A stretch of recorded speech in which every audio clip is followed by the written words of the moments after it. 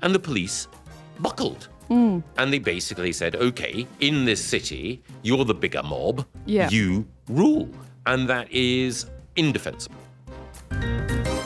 We've discussed on the podcast before the curious case of West Midlands Police and their decision to ban the fans of Maccabi Tel Aviv, the Israeli team, from a fixture that Maccabi Tel Aviv were playing at Villa Park against Aston Villa. Now, at the time, West Midlands Police said that there were real risks involved, and they produced what they said was intelligence to justify it. But thanks to the dogged work of the Conservative MP Nick Timothy, aided, it must be said, by the non-affiliated peer Ian Austin, Lord Austin, that story has unravelled. And we've now got a situation where it appears that West Midlands Police have been fixing the evidence to fit the conclusion that the fans from Israel should have been banned. And it's an unhappy story that doesn't reflect well either on them or on your home city, Maddie. Yes. I don't want to say it's astonishing because I think we've already had many signs and news stories that do suggest that we're actually not living in a world of equal policing anymore, but in a dramatically two-tier system in which policing is not carried out without fear or favour, but it's essentially a form of crowd control in which the groups that the police fear could create the most trouble are the ones who get to dictate the terms for everybody else. So this story's come out that they took that decision partly in conclave with different Islamic organisations. Yes. And the so-called community leaders, some of whom have some really dodgy links, have hosted hate preachers, dodgy mosques, etc. And yet that is considered an acceptable way for the police to essentially decide how the law is applied. Like, I think it's a really shocking story. We've already had glimpses of it. Obviously, the famous case of the school teacher in Batley who remains in hiding. And there was that shocking story from Kettlethorpe School, I think it was, where... Was it Wakefield, where a teenage boy brought a Quran into school as a prank, and while he was there, the Quran was scuffed accidentally, right? And then rather than saying, these things happen, teenage boys do some stupid things, it became this like enormous incident in which one of the boys' mothers took part in like a press conference, essentially alongside different community leaders and a member of the local police force, therefore giving it legitimacy, in which she sort of begged for her son not to be punished too harshly, like it was, almost looked to me like she was pleading for her son's life.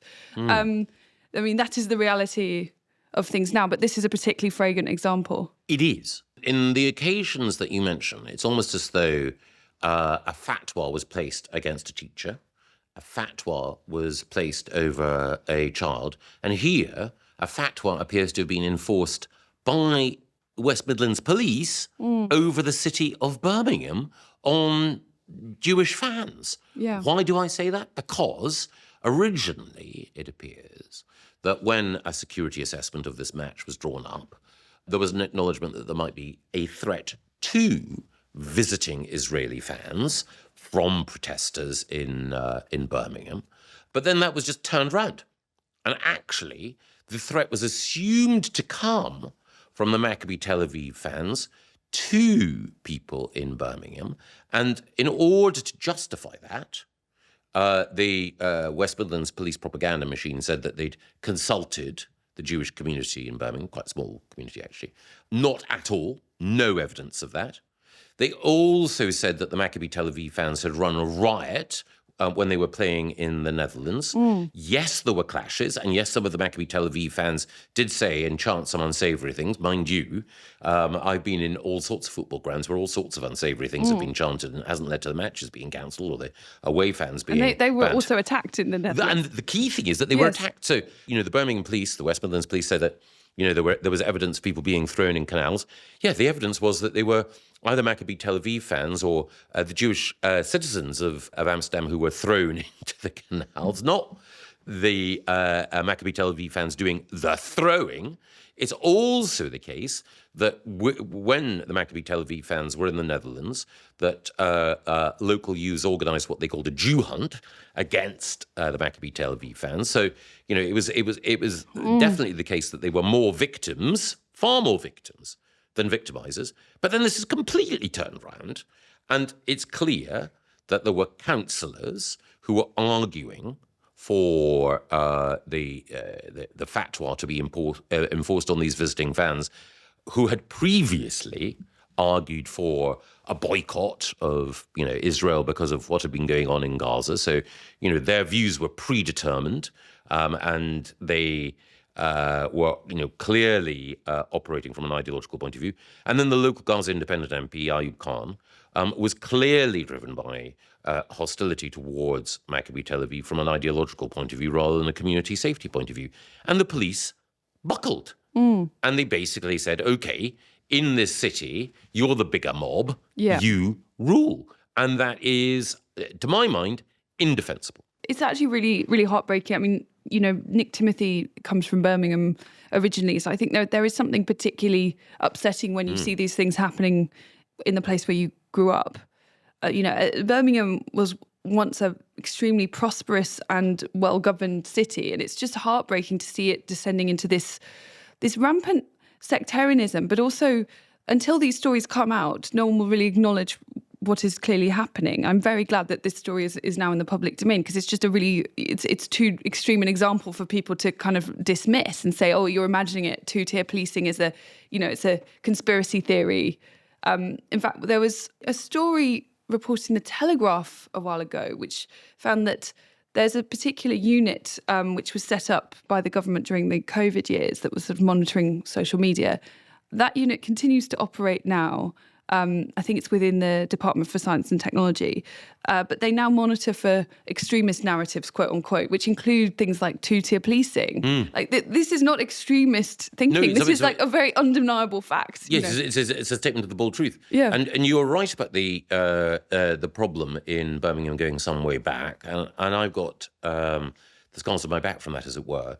When I was Education Secretary, it was the case that there were a number of state schools, not faith schools, state schools, in which a group of teachers and governors were attempting to take these state schools and to give them a defiantly Islamic character as part of an ideological agenda, inviting extremist speakers, separating the sexes, shifting the curriculum.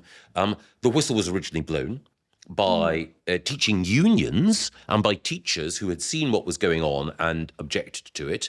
But the attitude of the local authority in Birmingham and the police and everyone else, and indeed Birmingham's MPs, with one exception, was denial. Of course. And we were accused a conspiracy theory again. Yeah, we were accused of... a hoax, it was called, Yeah, exactly. And detailed evidence, police investigation, Ofsted investigation, union testimony, all showed that this was happening. But Birmingham MPs, like the otherwise relatively sensible Liam Byrne, said that we were conducting some sort of, racist or Islamophobic vendetta or witch hunt. Yeah. And the problems, they weren't first identified then, but they were clear then. No action taken. Which is, by the way, exactly what they said about the grooming gangs, until, again, the weight of evidence became so great that the authorities had to acknowledge it. Yeah. Like this, we've seen this playbook before. And I think that you can't have a situation, exactly as you say, where the operation of policing and the idea of impartial justice is corrupted because the police are too worried about the reaction from a particular community and terrified about the accusation of appearing to be prejudiced.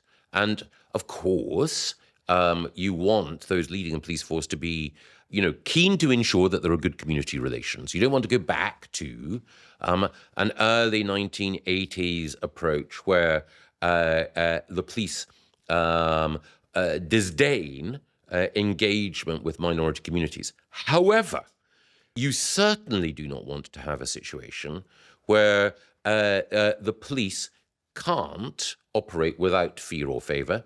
And exactly as you say, that's what happened with grooming gangs. That's what's happened in Birmingham. That is also one of the problems with the Manchester Arena bombing, where it was reported that the security folk there were scared to intervene to potentially stop the bomber for fear of being thought to be racist, Islamophobic or discriminatory. And that is no way either to uphold justice or actually to build good community relations. We're very good at learning the wrong lessons from tragedies, I think. After the Southport massacre, the conversation in Parliament tended towards Amazon and how it was that he'd been able to buy those knives. We saw this again with the murder of David Amos. And, of course, with the Manchester Arena, the official response to that tragedy was to bring in Martin's Law, which places burdens on large and small venues. Yes, there is those killers on the loose. So the answer is to get church halls to fill in more forms. Yes, and the problem is like it's really hard to make this argument because obviously it's named after a victim of that tragedy, and it's been supported by his mum who's been campaigning for it, and no one wants to be like unpleasant. It's quite hard to criticize these things without being accused of like not caring. But actually, I would say the more salient lesson is that the authorities were so worried about approaching someone suspicious for fear of being called racist. I mean, that seems like a very applicable problem that could apply in many different situations. Yes. You know? No, totally. And you're absolutely right. The grief of Martin's mother has to be respected. None of us can imagine what it's like to lose a child. And it's also the case that her campaigning energy is admirable.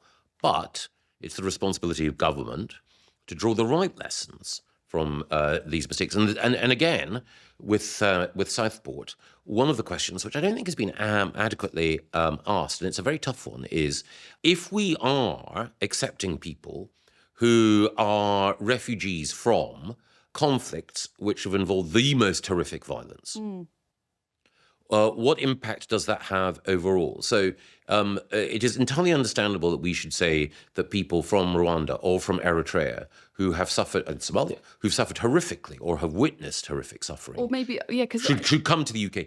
But it's not a risk-free enterprise for the UK. And the Manchester Arena was carried out by a Libyan migrant, I think, who'd also fled a failed state. You know, these questions are really, really difficult, but it begins with us having an honest conversation about what's going on. I do feel like things are starting to change, that we're able to have conversations more freely. And this is partly because of social media, actually. Yes, I think it is definitely the case that a more open conversation helps. I think it is also the case that the debate becomes more based because there are more unarguable facts on the ground, and you also have people like Nick Timothy who are brave enough to keep making an argument and keep it running through the evidence in order to ensure that we can get back to reality.